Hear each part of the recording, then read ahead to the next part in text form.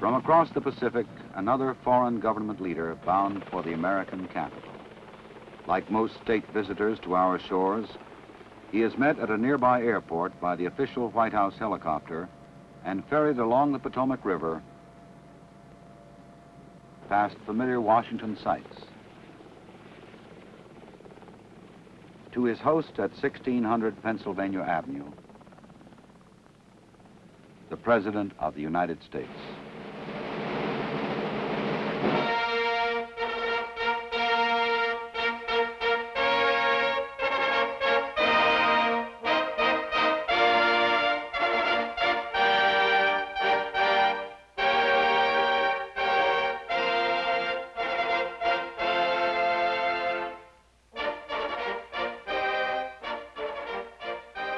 On a sunny morning early in May, President Johnson received the Prime Minister of Thailand, Thanom Kittikachorn.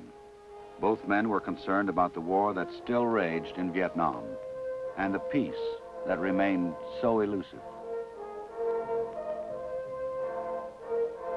During state visits in May and repeatedly on other occasions, President Johnson was no less fervent in his pledge to the free peoples of Asia.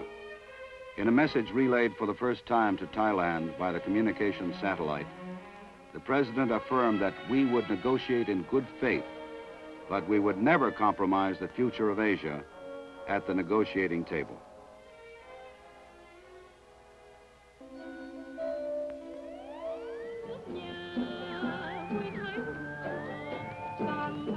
But one of the most important electronic contacts between Orient and Occident came in the early hours of May 3rd.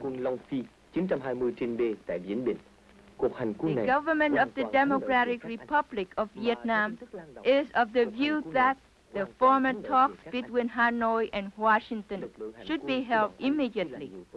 The Democratic Republic of Vietnam welcomes the French government's willingness to offer Paris as a site for the talks between Hanoi's representatives and the United States. The signals of Radio Hanoi broadcasting a note of hope. The North Vietnamese government at last was ready to enter into formal talks about the prospects of peace. At the White House, President Johnson worked through the pre-dawn hours that Friday in order to deliver his carefully phrased response. I was informed about 1 o'clock this morning that Hanoi was prepared to meet in Paris on May the 10th, or several days thereafter. After conferring with Secretary of State and Defense, and Ambassador Goldberg and Ball, and Secretary Harriman, and Mr. Vance, I have sent a message informing Hanoi that the date of May the 10th and the site of Paris are acceptable to the United States. The diplomatic deadlock over a site for the peace talks was finally broken. The North Vietnamese had revealed a willingness to talk, but only on their terms and at places where all the advantages would be theirs, such as Warsaw, Phnom Penh, or Burma. But the President, who had already offered at least 15 locations, had stood firm for a conference site that would be acceptable to both sides. And the American negotiators Averell Harriman and Cyrus Vance would face a communist delegation headed by Xuan Thuy in the French capital.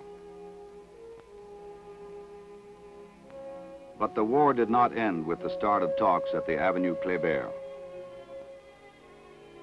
Clark Clifford, Secretary of Defense, CIA Director Richard Helms, General McConnell from the Joint Chiefs of Staff, Walt Rostow, the President's Special Assistant, these were some of the security advisors who worked with the President in meeting the enemy's newest combat challenge, Red for Blood in May.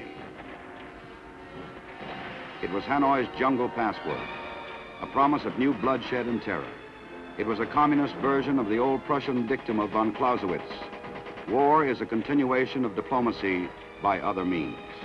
During May, American special detection equipment, including starlight scopes, revealed that record numbers of North Vietnamese soldiers were infiltrating into South Vietnam.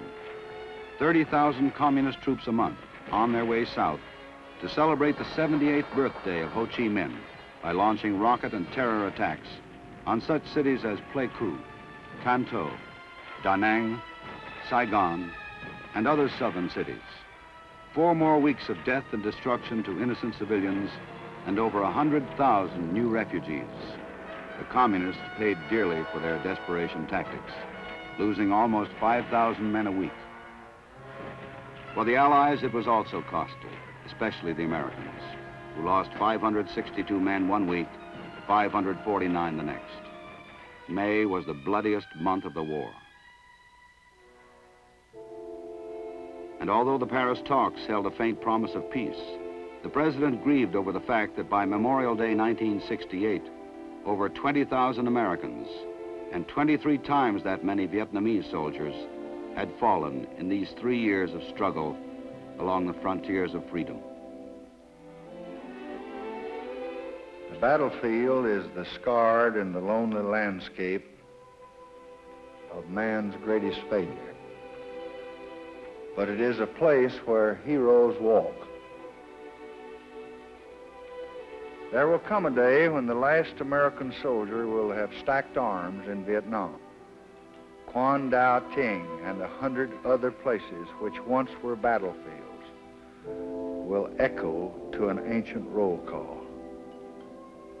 The roster of brave men like these who stood and who fought when freedom asked him.